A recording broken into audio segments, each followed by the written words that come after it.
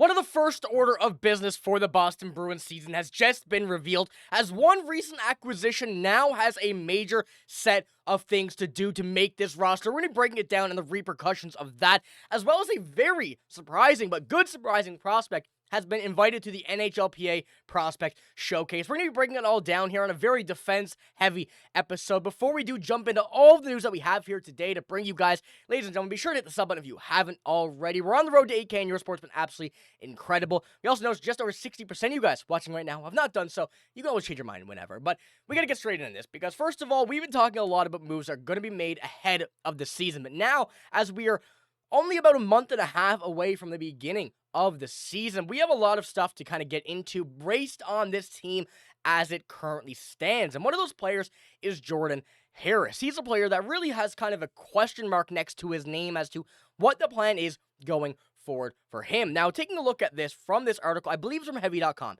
Correct me if I'm wrong, and I do apologize if I am wrong. If Jordan Harris can't prove out he's cut for the NHL, he could find himself on waivers before the end of training camp. Now, this is a bit of a surprising decision to make, especially when you go out and get your guy in free agency. And I believe he was one of the first players signed to this Brewers team.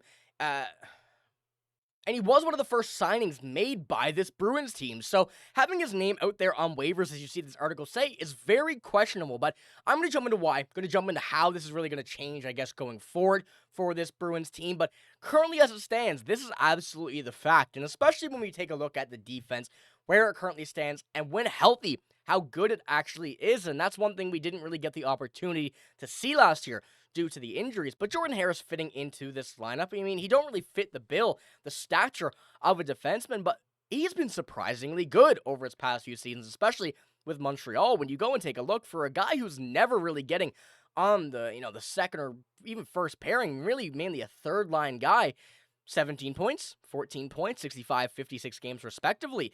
That's a pretty respectable point total, and for what he would bring to the table, he is more right now what the Parker Wotherspoon was for the past few seasons. He's going to be a bit of a universal guy, left shot, but can play on the right and left side. We've seen that a little bit before, and it really gives the Bruins a nice option for a seventh defenseman. Now, there are a lot of players that we're going to be talking about here, and especially jumping into a few moments where we currently kind of look on the defensive side of things for this Bruins organization, not just team.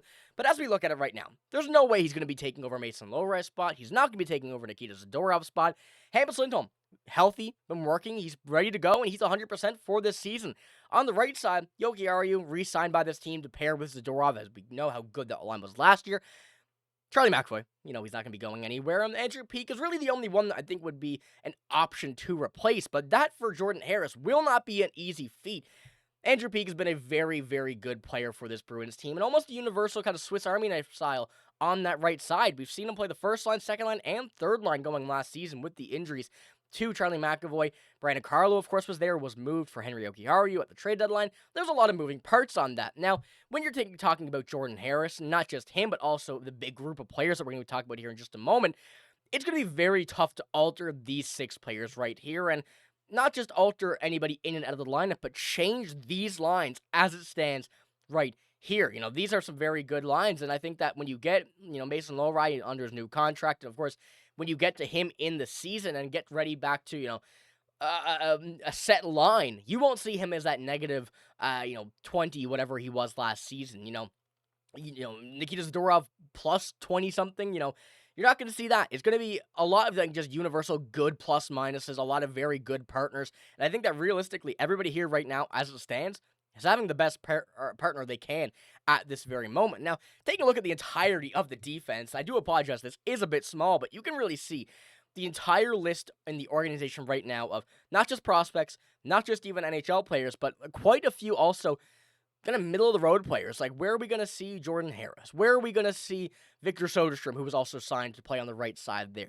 That's your right side guy. You're not going to put a left-handed defenseman in Jordan Harris on that right side when you have someone like Victor Soderstrom, who, realistically, ready to go, nearly the exact same build, and is just 1 year younger. The Bruins have figured out their defense pretty well, and they have a lot of kind of safety nets and it's like a lot of safety blankets for if anybody were to get hurt on this team. And of course, Michael Callahan, we've seen him down on this lineup as well last year. Maximus Wanner as well. there's a lot of options that this Bruins team has right now, and I feel like this is something else that would kind of sway us into our next topic as well. So I want to know what you think, guys, think about right now. Jordan Harris, do you think he's going to make this team? Do you think he'll be placed on waivers? And if he was placed on waivers, do you think he'd be claimed? I think that's another question as well, which I think the Bruins will be in a bit more of a favorable spot on that side of things, and not really knowing if we would actually see him be claimed by this, or not by this Bruins team, by any other team across the NHL if he were to be placed on waivers. Now, moving on as well, there is one young name here on this list near the top, and Frederic Brunet, who has gotten a very, very good kind of update over the last few days, and this comes from the NHLPA, and on Tuesday, they released their names of rookies for the NHLPA Upper Deck Rookie Showcase, and with a very heavy list of some of the top prospects across the NHL, Frederic Brunet is representing the Boston Bruins and only playing one NHL game, being 22 years old. He is a very interesting name to throw out here as another option to be on this Bruins roster, not just on opening night, but also at any point throughout the season because, as I mentioned, we have a lot of defensemen here on this lineup, and I mean, just kind of going back to this really goes to show, and I know the names are a bit small here, but you can see the names and the icons of the players here that are valuable and can have that opportunity to jump to the NHL in the season, if not already there. So having Frederic Brunet come into here is a very good update for him, and you can see the names some here. I mean, some of the top players across the NHL, or top prospects, I should say, my apologies, Ryan Leonard, Zeev Boyam, Oliver Moore, David Reinbacher, Gabe Perreault, Beckett Seneca.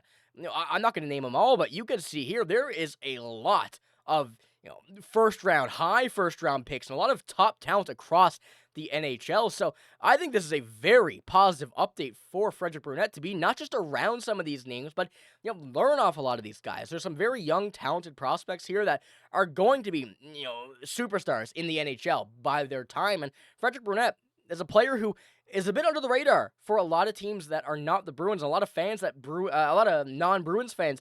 I think they're going to get a real showcase of what Frederic Brunet is and how he can really, get to the NHL and make a serious impact on this Bruins team. Now, just taking a look at his stats as well, don't regard the first NHL game. Of course, that was the last game of last year, but the former fifth-round pick from 2022 has been putting up some very solid numbers, especially this most recent season in Providence, and is really paving a way for him to get to the NHL and become one of these players that are going to be relied upon. And as a left-shot defenseman, unfortunately, he's not a right shot, which we know are pretty scarce across the NHL.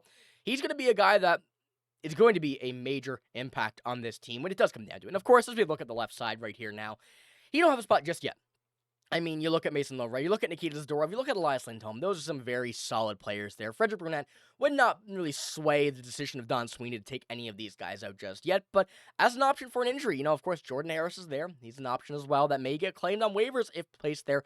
Frederic Brunet, in my mind, along with Michael Callahan, are probably the next guy up mentality. So it's going to be a very good year for not just Frederic Brunet, but his, of evolution to becoming an NHL player, and that's really what I'm excited to see as well. So let me know what you think in the comments below as well about Frederic Brunet being given this opportunity. I think it's one that you got to take, pretty handedly, and especially when you're looking at the players here. I shouldn't say there's not a whole lot of defensemen. There's some very good defensemen, especially Zane Parik and Zeev Boyam from this most recent draft. But a lot of players to kind of pick the brain of, especially David Reinbacher as well. Some players who played over in Europe have that, pro-level experience. So looking at these guys, watching these guys, and having Frederic Brunet there is a net positive regardless of what happens. And I'm very excited to see what happens for over the next couple of days and weeks as we get closer and closer to the season regarding not just Jordan Harris, and not just Frederic Brunet, but this entire Bruins defense and Bruins team. So let me know what you think in the comments below about everything we have here today in this video. But that's all I got. If you did enjoy it, give it a like, hit the sub button as well. Remember, we're on the road to 8K. Your sport's been absolutely incredible as of late, and I appreciate everybody watching these videos. But this is all I got. Thank you for watching. Hope you have a great day. See you later.